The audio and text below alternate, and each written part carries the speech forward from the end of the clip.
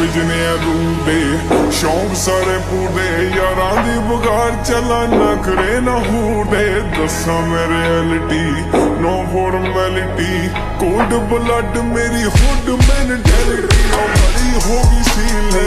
चल की मशीन नी पे चेक खा गया है यूके दा वकील नी ओ बौसा यारी डील नी सोलो या सीन नी मिली थले रकम ता मेरे